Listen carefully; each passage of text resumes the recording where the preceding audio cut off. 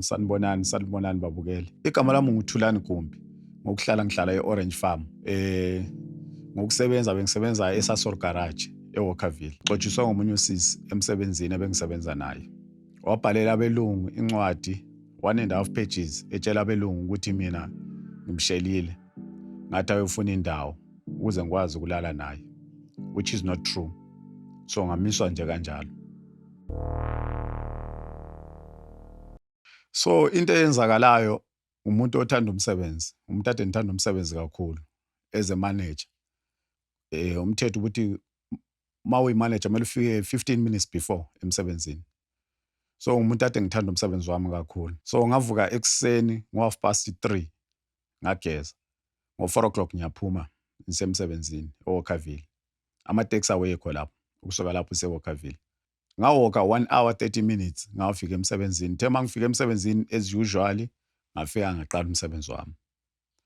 Kwasokusithi omunye ubhuti abathi nguBrandon umfowabo womlungu wangitshela ukuthi abelungu bayeza namhlanje.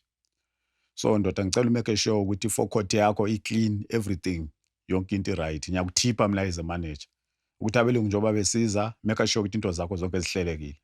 So lami ngenza njengenjayelo ngamtshela ngathi no, mina I don't have a problem ukuthi abelungu bayeza noma beza, because I know into zami zonke zihlelekile always. Abelungu bayehappy ngeservice yami. Abantu abasebenza ngaphansi kwami bonke siyahloniphana. Always ngihlala ngikhuluma nabo ukuthi mina angifuni ukuzitreata like manager. Indlela abasebenza ngala mfuna ukusebenza njengabo. So sasebenza sibhizi imoto kubhizi sithela ipetrol yami noma ngiyimanager uyangithola ngithela ipetrol futhi ngiqoka futhi njengaba angifuni ukuzibonakalisa ukuthi mina manager. So siyasebenza ngachecka iforecourt yami ngayiclean yaba clean, amathenki ngachecka ukuthi kanamanzi, yonke into ngachecka yonke into ngathola ukuthi 100% offload lama dustbin bonke, yonke into yami yonke ngababuza ama workers yonke into right, but yonke into right. Lami nga double checka ngachecka ngathola ukuthi yonke into right. So njengomuntu ade ejabulela umsebenzi wakhe, ngihlala ngizijabulele emsebenzini, asaqhubeka ukusebenza. Saqhubeka ukusebenza until late ngabo 2 ngababona abelungu bayafika. Kwaqala umfazi womlungu ehamba ngeyakhe imoto iPeugeot ibhaki. Kwase walandela indoda uhamba nama-guardboard. Kwafika lo munye imanager yaphakathi eshop, mina manager ku-forecourt. So uma befika mina vele angizange abanaka kakhulu because ngiyazi ukuthi vele abelungu bahlala befika. I didn't expect anything. And then after that ngibona le manager yaphakathi eshop yabuye izongibiza. Ithi indoda abelungu bathi ngizokucela e-officeini oza ku-hearing. So angizange ngachaya luvalo because mina ngangazi ukuthi ayikho into engiyenzile. Ngaya e-officeini, tema ngifika phakathi e-officeini ngithole indoda yalomlungu onguye simsebenzayo. Uhlele esitulweni lapho. Ufika kulezitulo ezi2. Uhleli kwesinye isitulo ngapha other side, imanager le ifika ihlale ngapha. Mina kwathi hayi wena ungahlali phansi mana lapho. Hayi mina ngami. And then after that there was a letter on top of the table. Ibhale 1.5 pages. So umlungu wangibulisa. What? Hello Musamla, I say how are you? Not no, I'm fine. Wabethi kimi wanginikeza incwadi lana wathi ngicela ufunde le ncwadi. So ngayifunda le ncwadi le. It was written 1.5 pages. So le ncwadi le mangifunda, firstly I was like shocked. Acica ngafola down. Mangifunda le ncwadi le. Ibhala ukuthi ngibhala incwadi ngibhalela abelungu. Igama lami nguZanele. Ngibhala le ncwadi ngoku-accuswa nguThulani Gumbi. Engi-accuser ethatha advantage ukuthi is a manager. Uthe ngiyofuna indawo ukuze ngikwazi ukulala naye. So ngathuka kakhulu but ngaqhubeka ngibala lokhu ngiyayifunda le ncwadi le ngiyaqhubeka ngibala. Ibhala ukuthi uThulani Gumbi yangi-accuser ukuthi kokwana ngiyofuna indawo ukuze ngikwazi ukulala naye. Uthatha advantage ukuthi is a manager. And of which lento mina ngizange ngayenza. Wabethi kokona lo muntu lona ngicela limdemote ukuba imanager limehlisa abe yipetrol attendant because of into ayenzayo. lo muntu lo is very dangerous, ngiyasaba ukuthi lingamxotsha lana lo muntu angenza noma yini. So I was like shocked mangibala le ncwadi la, mangiqeda ngiyamnikeza lo mlungu incwadi ethi ngiqedile. Ngithi ngiqedile ukubala le ncwadi, umlungu wangitshela ukuthi kokwana, okay, it's fine, I don't want your explanation. So what is going to happen is from today, wena, I'm going to suspend you.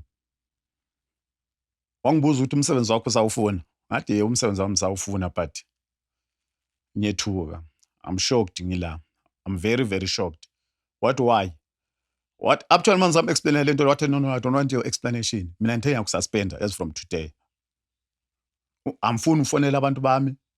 Amfuni ukukubona ku premises. So ngavela ngathula kanjalo. Waze sebuza le manager le eseceleni lana kimi. Wambuza ukuthi mawubheka istory lesi umusa siyamfanela na. Imanager phakathi eshop. Imanager phakathi eshop wathi yes siyamfanela le story. Wathi istory lesi siyamfanela. Umlungu wambuza ukuthi why uthi siyamfanela. Wathi mina nginobufakazi bokuthi umusa last week kuze inyanga yamnikeza umuthi emsebenzini. Lini ulisebenzisela umuthi. So ngisathuswa ile story sokuthi sikazanele ongixotshiza umsebenzi. Lo sisi ongixotshiza umsebenzi. So uqhamuka la lesi sezinyanga. And mina I'm a Christian. Umuthi into okuthiwa umuthi angiyazi. I never touch umuthi empilweni yami. So ngavela ngenza ubuhlungu kakhulu. Baqhubeka bona bekhuluma imanager yaphakathi eshop lomlungu. Wathi kokona okay. So what next? So which means as from today onwards umusa asamfuni ku premises la. Sizomsuspend until basayenza ama investigation abo. And into enza ubuhlungu kakhulu mina ngihlanganiswa le ncwadi yalo sisi lo akekho ukuthi azikhulumele yena. Ukuthi azikhulumele yena lami ngimuzwe ezikhulumela. But until today usisi lo azange ahlanganiswa naye. Ngazama ukuthi ngikhulumisane lo mfazi womlungu after le hearing. Ngizikhulumela ukuthi mlungu indlela bengi-honest ngayo, ngendlela athi ungithanda ngayo, yindlela engibonga ngayo le. Ngizama ukuthi ngizikhulumela, wabethi kimi yena unama-witness awu-5. Wameshena 3 wathi kokona ubani lobani bazile bonke bafakazi ukuthi wena uyenzile lento. So ngazama umchazela ukuthi mlungu lento mina ngiyazi. Lento engigcotshwa ngayo angiyazi. But it didn't take my story. Ngavela ngaphuma kanjalo. Bathi ngihambe ekhaya bazongifonela sebedecide ukuthi bazoyenzana. So ngalamazi ngizobuhlungu kakhulu ngoba ngubaba nginengane eziwu4.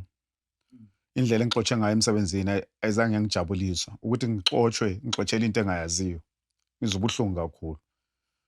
Ukuthi nabo laba abaseleyo lapha uNkulunkulu angenele. Mina nginawo amandla okuzilwela kodwa uNkulunkulu yena umuntu oyaziyo. Ngifisa ukuthi angenele kule ndaba. Kubonakala umuntu oneqiniso lo muntu onamanga. Angimangali vele kunabantu abake beboshelwe into abangazaziyo. Begwetshwe into abangazazi. So ngaphiwa ke incwadi ekugcineni kwamase after hearing. Incwadi yakhona yayibhalwe ukuthi mangivuma ukuthi mina ngiaccusela ababantu. Ngisayine le ncwadi lokuthi ngivuma ukuthi ngiaccuse lo sisi lo ngokumshela. Mina ngala ngoba ngayifunda le ncwadi le ngala ngathi mina ngeke ngisayine le ncwadi le. So uma ngisala ukusayina le ncwadi le kwakule cardboard yomlungu ehlele esayidini lapha yathi ukuthi uma ungafuni lokho thina singayenza ukuthi uyisayine manje. Singakushaya sikubambe sikushaya sikuvalele office le ntamama sikuthatha sikufaka ishayini la entanyeni sokuhudile sekulahla le emaplazini. No one will ask us. But akekho umuntu ongababuza ukuthi kwenzakaleni kuyavela kube yi-case close. So nami ngendlela engabona labantu ngendlela ababekhuluma nami and mina bengiyiwani lapha e-officeini. Ngendlela ababekhuluma nami ngakhona ngangi-accuse lokho ukuthi angiphiwe i-chance ukuthi ngizimele. Ngacabanga ukuthi nginengane ele-2 years encane. Ukuthi lana mase siyabulawa, what about ingane yami? Laba abanye abasebekhulile akunankinga nabo. Sebekhulile. Kodwa abasebenzi bakhulile ngihlala nabo. But ngacabanga le ngane encane le. Ukuthi ingane yami if abantu laba bayangibulala, what about ingane yami le? iyona into engayicabangayo. So ngile nkulumo indlela ababe ngi-accuse ngayo bekhuluma nami ngakhona, I was forced to sign that letter. Ngayisayina. And ngisayiniswa ukuthi hayi ukuthi angifundanga, ngayifunda. Ngangafuna ukuyisayina because kwakuthiwa khona incwadi lena ebhala ukuthi first mangivuma ukuthi ngisayine le ncwadi lokuthi ngi-accusele abantu. And ibhale lokuthi with pay pending, which means ngeke ngihole manisayina le ncwadi la. And kwasokusele one day, that was 24 February.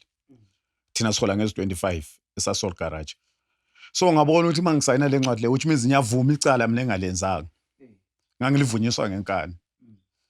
So ngasayina le ncwadi lena. Ngithe mangisayina i-meeting yahle, i-hearing yahle yaphela kanjalo. Ngaphiwa le copy yami, ngahamba endlini. Ngi-expect ukuthi imali yami izofika ingena, yangangena. Ngahlala about a week imali ngayitholanga futhi. Kwathi kwenye week ngakhuluma lo munye umfowethu ngimchazela istory sami. Umfowethu wangirefera kwamanye ama-lawyer eTown, wathi nje CCMA. Ngaye eCCMA, ngithe mangifika eCCMA ngisabamba iqueue ngithi ngiyangena, waqhamuka omunye ubhuti. Wathi bhuti nginama-lawyer mina endaweni enje, so ngicela uze ngapha bhuti ngiyokuhlanganisa lama-lawyer. So lo bhuti lo wangithatha wangisa kwamanye ama-lawyer, it's not far from i-CCMA eJoburg, eJohannesburg eTown. Ngaya kuma-office akhona, ngithe mangifika la kuma-office akhona ngafika ngakhuluma istory sami, ngaxhunyaniswa lo munye ubhuti, ngakhuluma istory sami. Ubhuti wathi hawu lokho okutshoyo bhuti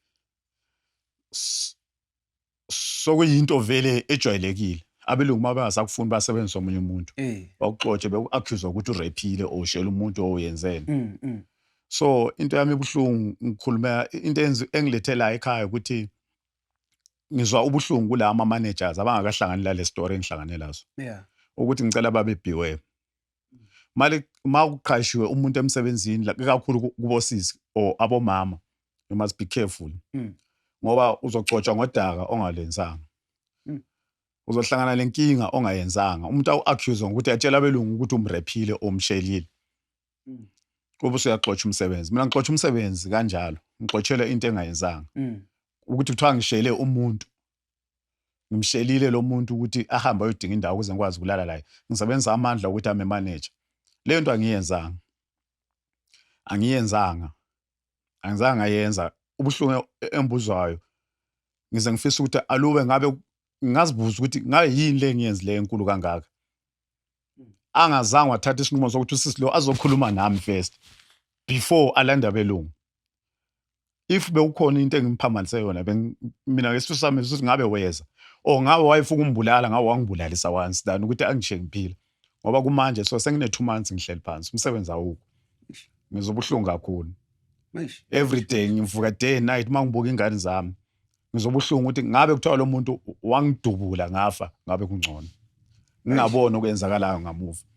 Okay, Mr. Thulani. Hey, ebuhlungu indaba yakho. So, uthi it's been 2 months since waphuma emsebenzini. It's 2 months. Okay, uthi ama responsibilities wakho bokuyini? Bowusebenza as ini? Bengisebenza as a forecourt manager. Yini forecourt? A forecourt manager, like you are in charge. Ukuba nguwe ophetheyo phandle. Kubasebenzi. Chuthi yonke into eyenzakalayo phandle ku-forecourt, ama-petrol attendant athela ipetrol. Yonke into abayenzayo kumele bayenze ngaphansi kwami. Okay. Because ngikuze uthi bowu-check-a the time bathi umlungu yezwa today. Yes. Bowu-check-a ukuthi yonke into clean lapho. So ngiyazibuza ukuthi yini forecourt indawo or forecourt manager yikho lokho ukuthi mina yimi engin charge forecourt. Chuthi whatever into eyenzakala phandle kuma-petrol attendant athela ipetrol akubuzwa bona, kubuzwa mina. Okay. So i-responsibility phelela i-responsibility phelela kimi. So makwenzakala ngiyadivetha kancane. Makungena le story lezi nokubona umuntu makathela ipetrol sinini umuntu abaleka ngemoto. Yes. Kusuka kwenze njani makunjalo? Ubani obhadalela leyo petrol? I-responsibility fola kuwe as i-forecourt manager or kulo muntu lo bekathela ipetrol? Chuthi makwenzeka into enjalo ukuthi umuntu athela ipetrol abaleke. Kumele iqale kimi as a manager before yefika emlungwini. So ubani obhadalela yonke into le? Cha, mina kumele ngikwazi ukuthi ngiyenglisha kanjani.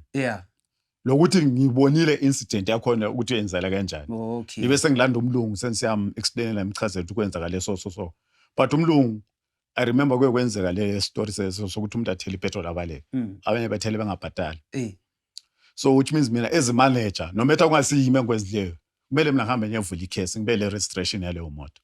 Kumele mina ngiyevula ngiqale ngilanda umlungu ngikhulume lo umlungu ebese thumela mina ukuthi ngiyevula icase according to i-registration yemoto. Alright, I'm curious bengidala ngifuna ukwazi ngiyazi ngiyadivert kancane from lento esikhuluma ngayo. But dala ngifuna ukwazi ukuthi yayi iqiniso na ukuthi lo muntu bakathela ipetrol usho ukuthi uyo uzobhadala for lo muntu obalekayo ngale petrol leyo. Bengazi ke ukuthi kune process yakhona hayi ukuthi immediately bakutshela ukuthi hey uwemele bayidonse ku salary yakho. Yes, sometimes bakwenza because umlungu wakhona is very strict when it comes to money. It's very strict. Okay. And it depends. Sometimes wena petrol attendant ungayibhadala. Okay. Ma i-manager engasakumelanga ungayibhadala. Okay. But ma uthole i-manager right wayikhulumela lo mlungu. Yeah. Iyakwazi ukuthi isolve through i-case yama-boys. Okay. Hayi asibuye la ku story ke bengifuna ukubreaka nje ice kancane sithi ukuphola after leyo story. Uma isister yena usebenza as in bayangaphansi kwakho. My sister bengaphansi kwami. Usebenza before besebenza e-shop. Yeah. Or itela, bekuyithela or no, be cashier. Yeah, I remember before besebenza e-shop, cashier. Yeah. And then esebenza as a cashier phakathi. Chuthi kwenzakala istory esinje but baxotsha be-5 bashaya icamera. Angazi ngezothiwa babetshontsha inyama mbe babetshontsha but mina on that day I was off. Ngathi mangifika kwaxotsha abantu abayi-5. Yeah. Kuxotsha abantu abayi-5 nama anzange athanda ukuzifaka because kune manager yaphakathi e-shop. Anzange athanda ukuzifaka into ezenzakala phakathi azingidingi mina ngime-forecourt manager. Mina ngimela nalezi eziphandle. And yonke lento lenzakale before le story leso. Lento lenzakale before le story. Yeah. So yenzakale before le story lento le. Labo sisibaxotsha abayi-5 but uma bexotshiwe lo sisilo I think it was about 2 months or a month back bexotshiwe. I think kwaba lo munye umuntu wama-advisayo lo sisilo ukuthi ma ufuna ukubuyela back la emsebenzini khuluma le manager le ngaphandle. Which is uThulani Gumbi. Okay. Lo muntu abelungu bayamthanda. Angakubisela back lo bhuti ulenhliziyo enhle. Yeah. So mina I remember bekungabo past 10 endlini kwangena i-message efonini yami. Wathi kunjani bhuti? Angavuma ngathi yebo ubani? Wathi nguzanele. Wathi bhuti Musa ngixotshiwe emsebenzini. And ithemba lami likuwe. Akusekho umuntu engakhuluma naye ngaphandle kwakho. Same sister lo. Same sister ongixotshisile. Wangichazela istory sakhe nje shortly wantshela ukuthi ekhaya kubo is a breadwinner. So uxotsha umsebenzi sebeyasokola ugcina umama wakhe ugcina ingane zakhe. So sokunzima kakhulu. Wathi bhuti ngicela ungibisele back emsebenzini. Ithemba lami you are the last option. Ithemba lami likuwe. Ngayenza noma yini ongafuna ukuthi ngiyenze. The way owakhuluma ngakhona sisi wakhuluma kanzima kimi. Ngokuhlupheka asehlangane lakho phandle. So lami ngafeel shame. Kwangidla ngase ngithi okay sisi ngicela unikezeni i-chance. Ngikhulume lo mlungu but angikuthembise. Because umlungu I remember kune 2 days singene i-meeting. Wa-addressa ukuthi kokwana yena mayixotsha umuntu akafuni umuntu ozobuya azokhulumela omunye umuntu. Athi ufuna ukuthi abuyele back emsebenzini. Yena mayithethe isinqumo uthethe isinqumo. So okay it's fine mina ngathi hayi ngizwile la enkulumo umlungu ayikhulumile. Kodwa kwamphoqa. Imithi wayenza umlungu yaphela ithe mayiphela lami ngamcheck i-condition akuyo ukuthi unjani. Wathi seyedwa le busy ngefoni waba busy ngefoni ithe mayiqede efonini ngamlanda mina ngafika ukukhuluma la ngathi ngiyaxolisa kakhulu. First approach ngathi hayi mlungu ngiyaxolisa. Uthi ngize kuwe ngizoku-approach. Bengicela ukuthi mlungu I know i-company ngiyakho. I know you are my boss but I can't tell you ukuthi uwenzeni. Ngicela mlungu ukukhuluma nawe unikeze just 2 minutes noma second yokukhuluma nawe. Wahle umlungu engibuke emehlweni wathi why sokwenzakaleni ngathi no akulalutho eyenzakale mlungu. Ngicela mlungu uxolisela uZanele. Uyangifonela day and night uyangi-WhatsApp uthi ucela umbisele back emsebenzini. Ekhaya kuba is a breadwinner abantu bayalamba yonke into nje vele kubo nje sokunzima. Sokunzima kubo kwesikhathi balala bangadlanga.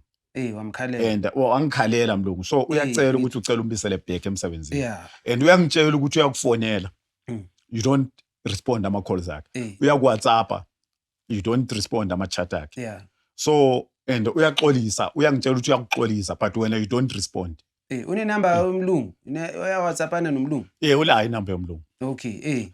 So ngathi mlungu, I'm very sorry ukuthi ngize ngifike up to this extent. Ngithi angilali ngalo sisi lo. Every day ngifonela day and night. Yeah. So ngiyacela, can you just give me a second chance? So umlungu wathula. Wangibuka. Yazi wangiphendula only 2 words. Wangitshela ukuthi yes. Wathi Musa, kwesikhathi ungibiza Musa. Kodwa igama lami ngithulani. Yena uthanda ukumbiza Musa. Okay. What you know what? Kubo bonke laba abantu abayi5 embaxotshileyo. Yeah. Uqinisile lo. He's the only one oxolisayo, but no matter nga respond, but nguyethu umuntu oxolisayo. Which means laba abanye bathi yayichontshile lenyanga. Laba abantu bayitshontshile laba they don't care. Yeah. Abaxolisi lokuxolisa. Yeah, mina mtshela no, uyangitshela ukuthi uyaxolisa. Mina la uyabona bengikwazi kanjani ukuthi uyaxolisa kuwe. Ngithi nakimi uyangitshela ukuthi uyaxolisa but wena you don't respond. So mina bengimxolisela mina ngathi ngiyaxolisa kuleyo ndawo. Angisho ukuthi uwenze into engifunayo mina. But bengimcelela lami as a manager. Yeah. Because I know ukuthi umuntu wesisikhathi mayewonile ebuya ezoxolisa. So kuphuma ukuthi uyamxolela noma uyenza kanjani. Okay. So bamxolela ke bamamukela back emsebenzini. No, umlungu ngithe mangikhulume naye kanjalo wangitshela ukuthi let me go and think about it. Yeah. What, just give me a week or 2 weeks. Yeah. Mina okay. Lami ngayithatha kanjalo ngalinda. And then think uxotshe kubo early last year, that was last year 2023 if I'm not mistaken. Last year 2024. Or 2024. Yeah. Yeah, 2024. Uxotshe kubo, if I'm not mistaken, it was end of February or end of March, if I'm not mistaken. Bamisa from March, April, May, June, July, August, September. Bazi bamletha back. Bemletha back, he sent me a message. Wangitshela Bhuti, thank you very much. Ngiyabonga kakhulu kukho konke okwenzile. Umlungu uze kodwa call Mr. Thulani wathi ngayenza noma yini my sister. My sister washo lokho wamention lokho. I've got ama chats efonini yami. So manje makabonga ubonga ngokubonga nje. Ubonga nje wathi yena angenza. Because into ngifuna ukuunderstand la ukuthi phela ngesikhathi ngithi kuyenzeka vele abantu bathi ngizobonga vele abonge ngendlela yakhe. Yes. Yabo asisho ukuthi into yenzakele but ngifuna ukuthola kucala lapho because angithi ngihleli lapho ukuthi yena wathi ngizobonga noma in whichever way ngikhona ukubonga ngayo. Yes, losi silona wathi kimi mawungalunga ngizobonga ngakwenzela noma yini. Futhi wathi angabonga noma yini. Angangenzela noma yini. Mina ngangiphendula ngathi hayi khulileka siswami mina ngizobonga uNkulunkulu. Okay. Mina ngizobonga uNkulunkulu wena don't stress ukuthi masubuyile back emsebenzini khulileka. Okay. So there was no thanking emasayidini. Ayikho into ayenzayo emasayidini. Yeah. Okay. Hayi bengibuza nje just to find out because angithi masho ukuthi ngizoyenza noma yini. Yes. Mele sidike deep. Kona right but umbuzo wakho omuhle kakhulu lami ngazibuza lami ukuthi mayitena ngayenza noma yini kusho ukuthini. Yeah. Ngaba nawo that question. Ngathi umuntu if umsizile azabheki kuwe athi ngayenza noma yini. Nami kwangxaka. Ngaba lembuzo engapheliyo. So bakureleasele ini exactly? Bakureleasele ukuthi ushelile i-accusation yakhe yini ukuthi my brother ungishelile or my brother sexual harassment or my brother uthe kimi ngiorganize indawo yokuthi sohlangana khona yini exactly le specifically because angithi kune charge bazoyisho ukuthi i-charge kanje and ngiunderstand ukuthi kwenzakele ukuthi bakuforce angithi story sakho ukuthi bakuforcile ukuthi usayine lelo phepha lelo but i-charge yini bengazi ukuthi abantu bangaxoshwa emsebenzini for ukushela. Nami bhuti wami ngiyabonga umbuzo wakho omuhle kakhulu. Because lami I wasn't aware ukuthi umuntu uyaxoshwa emsebenzini yaxotshelwa ukuthi ushele omunye umuntu. Mina that was my first time ukuyibona lento le. Umuntu angaxoshela ukushela. Ukuthi umuntu angaxotshelwa ukuthi uthiwa ushela umuntu.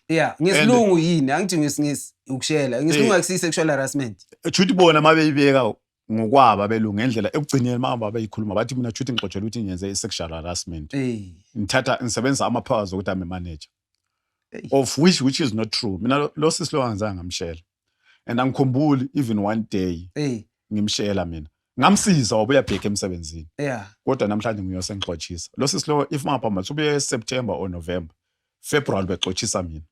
So ngokubona kwakho why akhethe ukuthatha i-decision ekanje?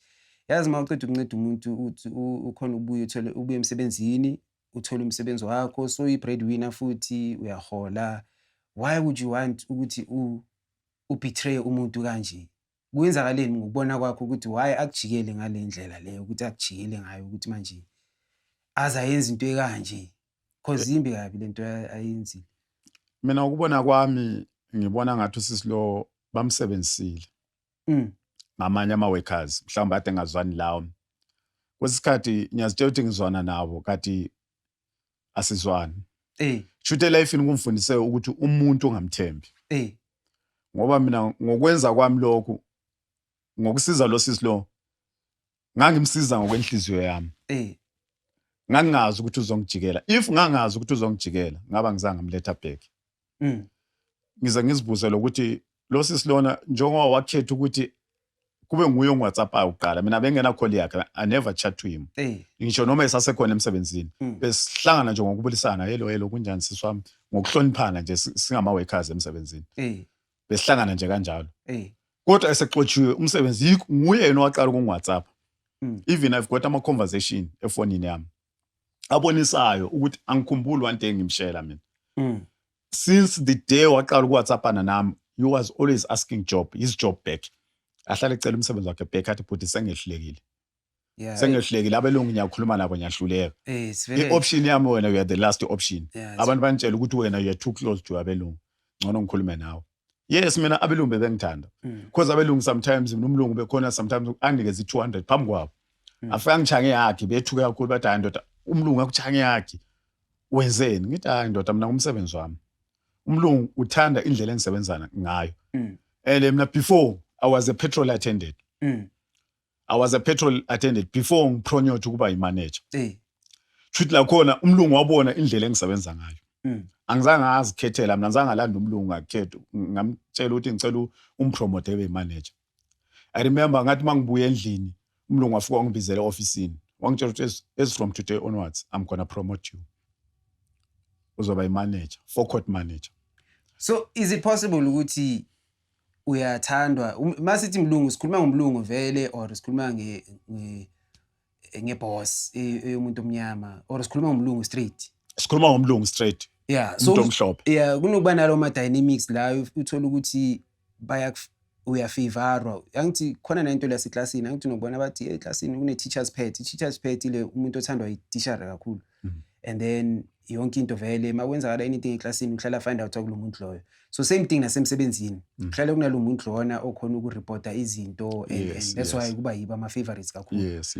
So is it possible ukuthi bebakubona as okay maybe wakusebenzisa ukuthi abuye emsebenzini because bazi ukuthi uyi-favorite and umlungu yabo une relationship naye even though akubonge ngeplate angithi bathi ngesintu kuneplate umuntu ukubonga ngeplate angazi yamatimba kanjalo but in that case you'll find ukuthi maybe khona abantu bama-intimidator or abantu ba-jealous ngawo or abantu bafuna ukukususa endleleni maybe ikhona lento leyo because ngisazama uku-understanda nale ndaba leyo ukuthi bosokunomuthi manje bathi hey bakubone ngomuthi and ngizama uku-understanda why umlungu or batshele umlungu naye ukuthi babatshele umlungu indaba yemuthi.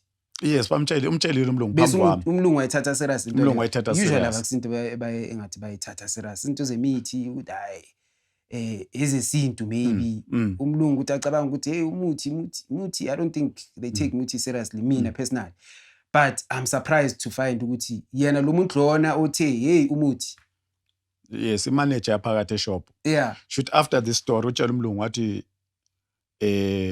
ona imanager manje imanager yaphakathi eshop mina manager from forecourt so uthe mayitshela umlungu wathi umusa nani ulisebenzisela umuthi kuze inyanga last week yamnikeza umuthi ngesuitcase but mina I was like shocked because ngeke ngazibuza something ukuthi zonke lezi zinto engi-accuse ngazo they are not part of umsebenzi wami and abelungu bangena kuphi kulezo zinto and two mina umuthi angaze ngibamba umuthi empilweni yami umuthi angwazi I'm a Christian ngibuye ngibuyele futhi kule kasisi ngendlela la wangi-accuse ngayo I wasn't aware ukuthi mina uthi ngimlethe back emsebenzini ukuthi azongijikela if ngangisazi ngangeke ngize ngimlethe back because always even the last day ngi-offer bengisebenza naye esebenza ku-Forecourt ubekajabulile azange wangitshengisa any sign yokuthi ikhona into enjani engamjabulisanga ngayo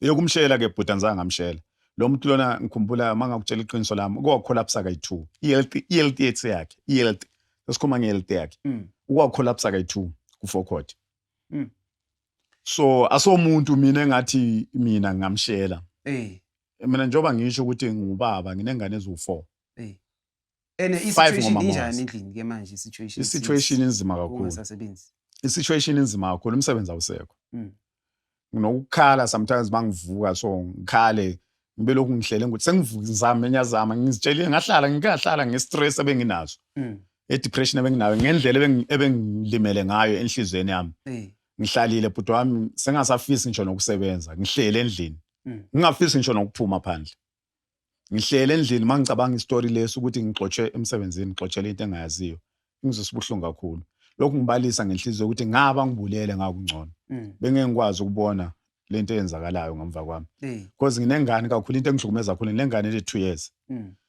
lengane lena ivuka every day iyahlupha dethi sengilambile mayilambile iza kimi straight izongitshela dethi ngicela uvuka ungenzela ukuthi uthola into yakhona akulalutho endlini akunalutho endlini kunzima ukuhlala elokishini ungasebenzi kunzima kakhulu because kwa 10 rand ukuthi ngihlanganise 10 rand kunzima nasesontweni noma la engithi ngiyaphepela khona esontweni kuba nezimali ezichayo esontweni thola abantu bayachaya izimali esontweni asenzeni lokhu la lokho mina ngicooperate anginamali so ngicina sengisindeka ngisho nokwenkonzweni nokuthi ngibatshele nje ngesituation yami endlini ukuthi namhlanje anginakudla kumbe kwenzakala ukuthini kunzima kodwa yona ilife yami kwamanje inzima kakhulu so ngathi ngumuntu osejele nje one 10 years Mr. Thulani so kubantu ababukele you find sometimes khona abantu abakhulu ka-sister khona umuntu angaka-assista perhaps ngokuthola umsebenzi or aka-assiste ngendaba le unfair dismissal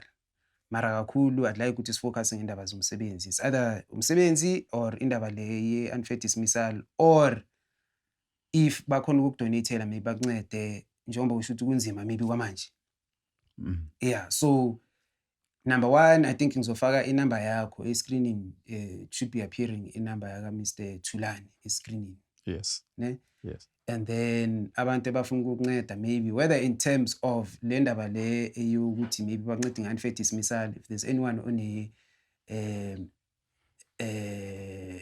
how can I put it on access or experience to assist in terms of Mr. Gumbi ngaleyo situation leyo unfair dismissal sicela nimcontacteni kwinamba yakhe number 2 umuntu or business owners that are out there if it's possible ukuthi ni provide employment for Mr. Gumbi ngazi ke uzasho ke yena in terms of ama experiences wakhe ukuthi khona ukwenza ini nani but at the same time again number ngizamcontacta ngenamba yakhe and then thirdly for those people who are able to assist maybe in terms of donations I know he's a man and as men asambe silocela ama donations into ezinjalo for assistance but bese ngisho nje and it's not him who's asking it's just me behind the camera in terms of assistance if you are able to assist with whatever you're able to assist with but kakhulu singajabulela indaba zomsebenzi so Mr. Gumbi ngicela nje just say to the camera briefly before sikhatha nje ukuthi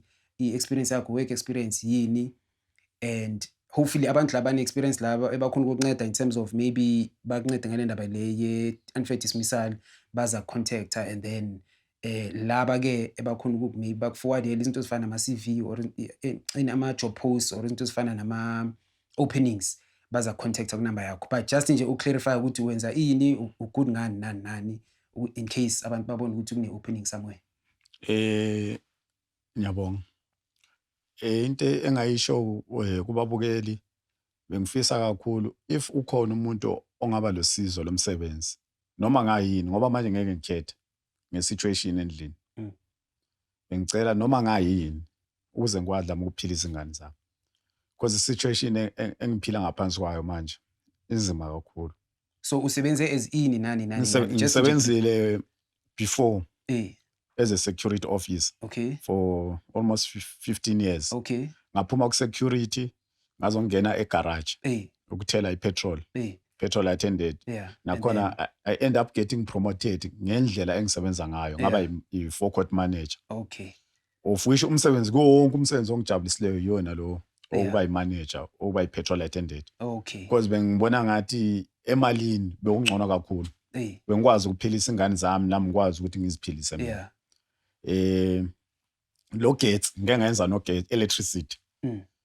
Noma ngekho 100% ngayo ngeke ngasebenza ngayo nge-electricity ngiyakwazi ukusebenza nge-electricity nama aircon ngiyakwazi ukufithela ama aircon. Okay. But I'm not 100% on electricity and aircon but sengeke ngasebenza umsebenzi nalo. All right. So you are based eWalkerville? I'm based in eWalkerville. Walkerville, Eval, under Midval. Okay, people around that area if bakhona ukunceda. But is Joburg nakhona anywhere around Joburg nalapho ungakhona ukutravel lapho in terms of travel? Yeah, I'm based in Walkerville. Yeah, Eval. Ifola under Val. Okay. So kahle ngeke ngikhethe umsebenzi kumanje because isituation inzima kakhulu. No matter ngabe kuthiwa kuyatravelwa ngizoya ngangcono ngihlale khona lapho. Okay, Mr. Because manje situation yami inzima kakhulu umsebenzi awukho. Okay, Mr. Since ngimise umsebenzi kuvele kwavaleka yonke into kimi kumnyama. Okay, Mr. Thulani.